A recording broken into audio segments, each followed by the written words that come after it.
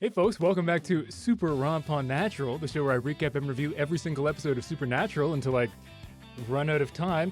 It's been a while because I've been busy largely with this guy who's now almost one. Can you believe that? You remember when he was so little? Look, he's so big. Say hi, Jack. Say hi. You say hi? He is very enthralled by the camera. Anyway, thanks for joining me, buddy. But, I'll take it from here. Go away. That's better. All right, now it's just us. I can't believe how old he is. And now he's being put down for a nap, so if you hear any crying, don't worry. He just doesn't like to sleep. Anyway, hey folks, good to see ya. I've been busy with a new job and audiobook stuff and the boy, but I'm happy to be back. However, these videos have not been doing very well.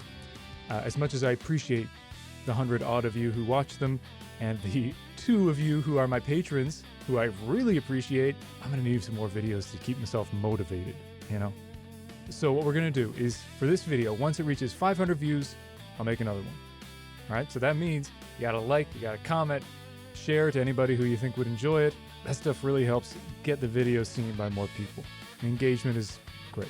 Like, I don't make money off these videos, but at least having some views makes me feel like I'm not screaming into the void. So please help me get some eyeballs on this channel so that I can keep making some more videos. I'd love to finish season 1 in the next several months. There are so many episodes. With that begging out of the way, let's hop into season 1, episode 15, The Benders. We're in Hibbing, Minnesota, which, fun fact, is the hometown of a certain sheriff who shows up later in the series. A young boy is watching TV. He hears a weird noise outside and looks out the window. A dude's taking out the garbage. The dude hears something. He looks under the car and is suddenly dragged under. The kid closes the blinds as he hears the noise again. Bit of an odd time to suddenly lose interest in that. Doesn't even look like he was scared, he just kind of leaves. Cut to 2 stupidly handsome cops talking to the kid and his mother. The taller one is working real hard at coming off understanding, but it's given more condescending to me. Did I use giving right? It's all the rage right now, but I'm not totally sure when to use it. The kid talks about the noise he heard like a monster. Sounds like a job for Sam and Dean. But then his mom makes him reveal that he was watching Godzilla vs. Mothra at the time. Okay, maybe not a monster. But the kid says the monster gave a whining growl as it took the dude away, and this is Supernatural, so the guys are interested. The boys stayed up a biker bar. Sam reads that there were signs of a struggle when the guy was taken. Dean, you're not gonna believe this, Dean has doubts that this is their kind of gig. What a twist! But apparently their dad had marked the area as possible hunting grounds for a phantom, since there was local folklore about a dark figure who grabs people at night, and the county has lots of disappearances. They decide to ask around the next day. Sam heads outside while Dean pees. Sam hears something. He busts out a flashlight. He looks under the car. Okay, it's just a cat. Looks like Sam's totally safe after all. You can tell because of the relieved smile. Wait a sec, Sam's gone! What a twist! And Dean's worried. Sammy! I love when he yells out Sammy. Sam. And I suspect the shippers like when he whispers it like that. He's talking to a cop with eyes that make his look like crap. Holy moly, those are some eyes. Bet they'd look even better without the season 1 filter. Anyway, Dean says he lost track of his cousin at the bar, thinks he was taken. Here's a weird thing. In the system, they're both listed as being 6'4", even though Sam's obviously taller. Not sure if it's a goof or it's like an inside joke where Dean wanted to seem taller. And the deputy with amazing eyes brings up that Sam's brother, Dean, was a murderer. Dean calls him the handsome black sheep of the family. Good line, but maybe don't draw attention to yourself when you're supposed to be dead. Dean asks to go with her as she investigates. She says no, understandably. Dean questions her ability to do her job, which bafflingly seems to work as there's a pause implying that she's gonna let him come. Cut 2, Sam in a cage. There's a fanfic title for you. Cut back 2, Deputy Chick, played by Jessica Steen, by the way, has images from traffic cams and she has plates for a vehicle involved. Then Dean hears an engine that sounds like a whining growl. Just like the Boy. said. Back to Sam. He's talking to the dude he was looking for, Jenkins, who was taken previously. Sam wants to know what kind of monster took them. But it turns out... They're just people. Yeah, no monster at all this episode, just a bunch of murderous hillbillies. Sam tries to escape. Back to Dean and the deputy on the hunt. Deputy gets word that Dean may not be who he claims, and she somehow sees through his cunning ruse that he lost weight and got that Michael Jackson skin disease. He tries to convince her to still find Sam. He tells her to look into his eyes, failing to recognize that her eyes are even more powerful. Plus, He did impersonate a police officer, but he makes a heartfelt plea. But she says she's taking him in after they find Sam. Oh, you had me going, lady. Back to Sammy. Don't call me. Oh, get over it. Anyway, Buddy's cage opens and he starts to leave, but Sam's suspicious because it was too easy. Jenkins won't listen. He leaves. The door shuts and locks behind him. Not a great sign. He's wandering around. He finds a knife. Thank you. I wouldn't be so grateful just yet. We haven't seen anyone die yet this episode. He hears a yell. Then a hillbilly smacks him in the face. And yes, I'm vaguely aware that hillbilly's kind of a slur, but I'm not going to lose sleep over insulting a bunch of murderers. Jenkins keeps running. They keep hunting. One hillbilly stabs Jenkins in the leg. They laugh inbrettishly. Jenkins is on the ground. A little tangent, but I don't hear much Jenkins these days, so whenever I do hear it, I think of that How I Met Your Mother when Marshall just keeps referring to Jenkins by name. Jenkins. Jenkins. Jenkins. Jenkins. Jenkins. Jenkins. Jenkins. Oh. I'm sorry, that was not an interesting tangent. Let's go back to the episode. Anyway, yeah, they killed Jenkins. Jenkins! Dean's having a cup of joe with the deputy. He's as shocked as we were that she's still helping the guy who was pretending to be a fat black cop. Turns out her brother disappeared years ago in much the same way as Sam. Hence the meaningful look earlier. Anyway, that's why Dean's sob story works so well. They pull off the road. She doesn't want him to come. She makes him promise he won't get involved, says to shake on it, and what do you know, she does the handcuff trick. Rookie mistake, Dino. The deputy explores the weird town that makes me think of Red Dead Redemption. A girl comes out, Missy, and she acts real creepy.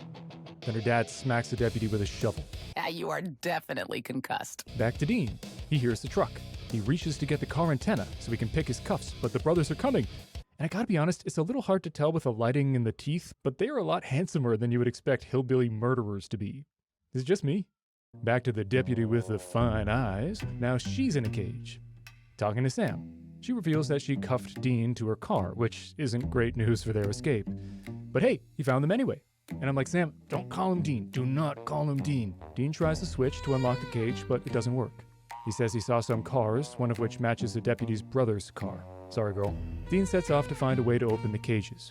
He finds jars with freaky stuff in them, and photos of them with their trophies. I gotta say, as a non-hunter, that's more or less how I see photos of people holding up the animals they killed. Like, hunting for meat is one thing.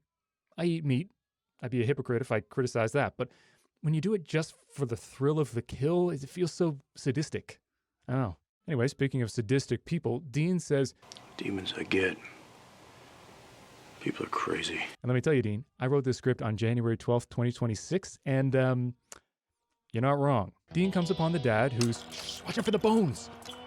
He comes upon the dad who's hacking a body into pieces. He grabs a weapon. He sees the keys to the cages. He picks up a jar of teeth for some reason. He hears something. He turns. It's the feral girl. She has a knife. She stabs him and calls her dad. They scuffle. They fight. They scuffle some more. It's actually a great fight. Dean gets cocky just as Dad comes from behind and knocks him out. I've got a concussion. The improbably handsome hillbillies talk about how fun Dean would be to hunt.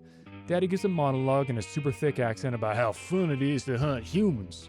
Luckily, people in real life don't take pleasure in hunting other humans, because that would be... We hate you because you're different! Stop calling us fascists! You know what? Never mind. That's right, we're getting political up in here. Fuck ice. Ice, more like ick. Am I right?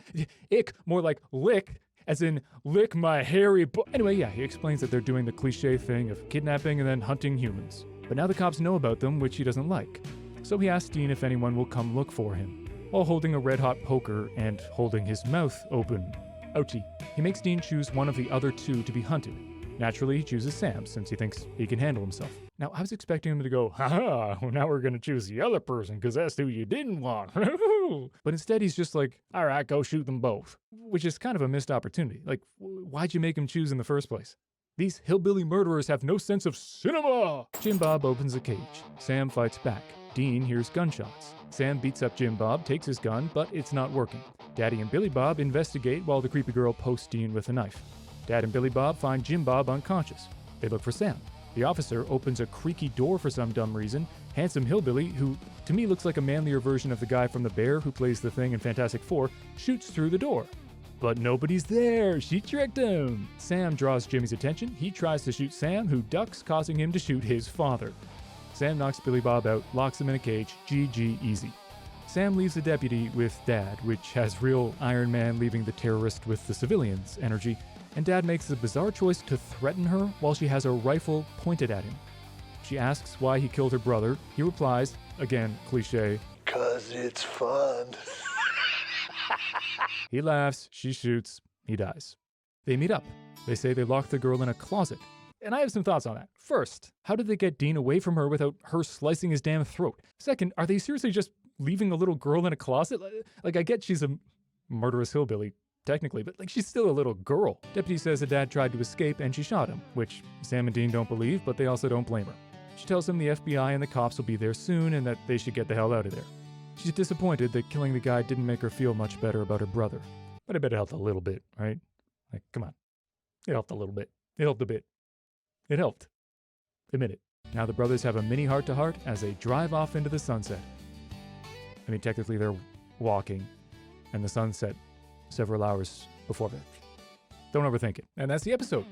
I don't know, it was decent. I mean, we all saw it coming. We knew at some point they would have an episode where it wasn't actually monsters and it was just people, but I'm surprised they did it in the first season. Though, as I said, the whole hunting the most dangerous game thing is super cliche. But hey, fun fact, I actually came across something while looking up this episode, and I think that these benders were actually based on the Bloody Benders, a family of serial killers from Labette County, Kansas. But that was back in the 1870s, and they didn't actually hunt people as far as I know, they just kind of killed them and dropped them in a trapdoor into the cellar. So, pretty gruesome Wikipedia read if you're into that kind of thing. But yeah, pretty good episode. Good action, good eyes, not too many corny moments.